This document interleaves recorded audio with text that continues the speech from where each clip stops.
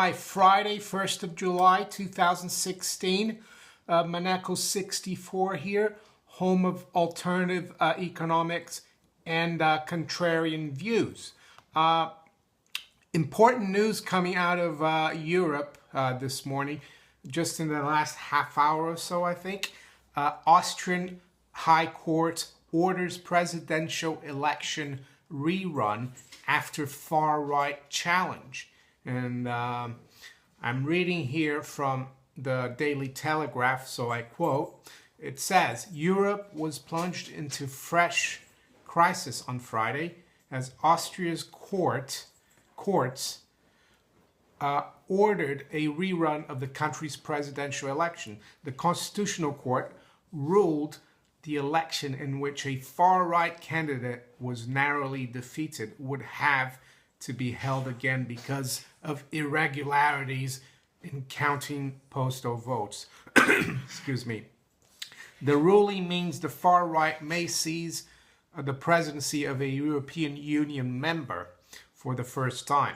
Norbert Hofer, the gun-toting candidate of the far right Freedom Party, FPO, lost the election in May by just 31,000 votes.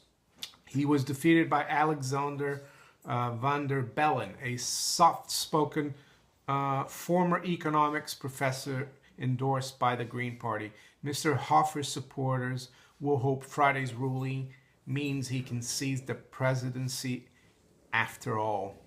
So, and the Telegraph goes on, and I'm quoted this, of course. The decision will send shockwaves through EU governments already grappling with the consequences of Britain's vote to leave the bloc.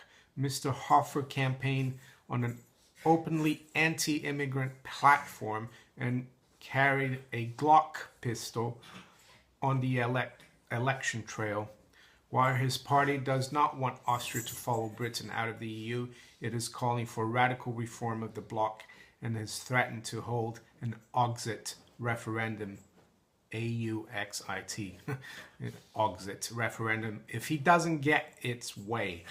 So I want to emphasize, I'm not for this kind of political philosophy, anti-immigration, racism. I'm just reporting news that I think is important in terms of the whole EU architecture and what's happened after Brexit. I personally am for small government. I'm not anti anyone. I think we're all created equal. You know, it's quite self-evident. But this is important, and I remember reading about this election that he'd actually, the far-right guy won, but then when the postal votes came in, he actually lost. So there was a challenge, and the Constitutional Court has said that there needs to be another election. So that's more uncertainty for the European Union with Austria. Aside from that, this morning, silver's done very well. We traded above $19. We got up to $19.41 overnight. So we've clearly broken through that $18.50, which is a really important resistance. We have now come back down a bit. We're at $19.02. Gold is up $10 at $13.32. The Dow is down about 50 points at 17,880. What else? The pound is down 41 pips, or 1/3% at 132.70. There was news yesterday from Mark Carney saying that he's for loosening monetary policy further, and the market took that as being, you know, more QE for the Bank of England. Bank of England rate is at 0.5. They've got a bit of room on the rate, but not that much. It looks like it could be more QE for the UK. The other thing that's going on today is that Treasury, US Treasury yields in the bond market have dropped to the lowest levels in about 4 years. The 10-year yield is now 1.4.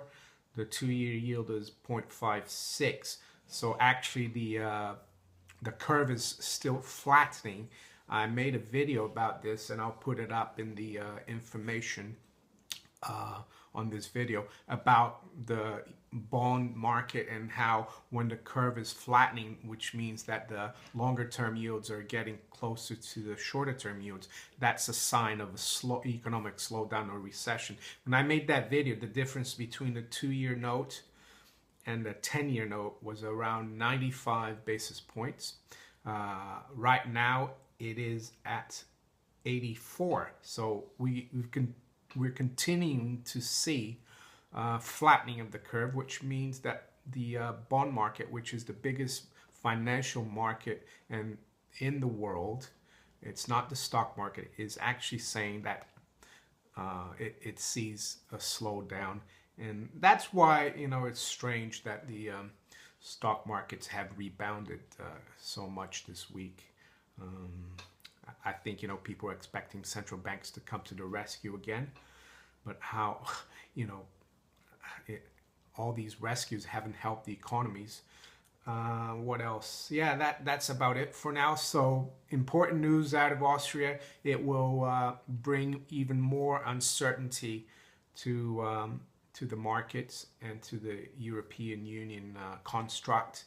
And in the wake of this Brexit vote, I don't know when the elections are going to be rerun in Austria, but probably fairly soon. So yeah, that's it for now. Please like, share, and subscribe. Thank you for watching. Bye.